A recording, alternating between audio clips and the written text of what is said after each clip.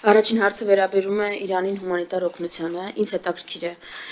Իրան հումանիտար օգնություն ուղարկվել է թե ոչ, եթե ոչ, ինչու՞ չէ,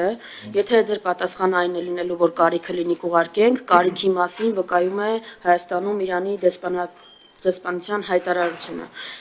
Եթե ոչ, ինձ հետաքրքիր է ինչու է այս խտրական մոտեցումը, երբ Թուրքիայում երկրաշարժի պայմաններում սահմանը բացելով շտապում ենք հումանիտար օգնություն ուղարկել, բարեկամական Իրանին, որի հումանիտար օգնության շնորհիվ ենք նաև 90-ականներին ճգնաժամը հաղթահարել, դա դեռ չկա, եթե չկա։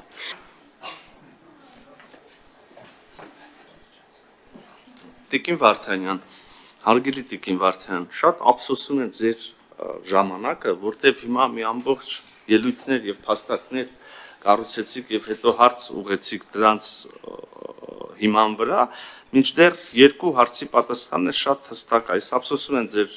ժամանակը, որ ասում եք, որ Հայաստանը բարեկամ Իրանին հումանիտար օգնություն չի ուղարկել, իսկ այն Թուրքիային ուղարկել է, ուզում ձեզ տեղեկացնել, Հայաստանի Հանրապետությունը հումանիտար օգնություն է ուղարկել Իրանի Իսլամական Հանրապետությանը հիմնականում դեղորայքի տեսքով։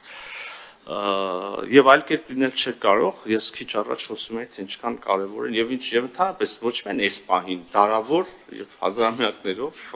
նույնիսկ պետություններից անդին երկու երկրների երկու ժողովուրդները իրար այդպիսի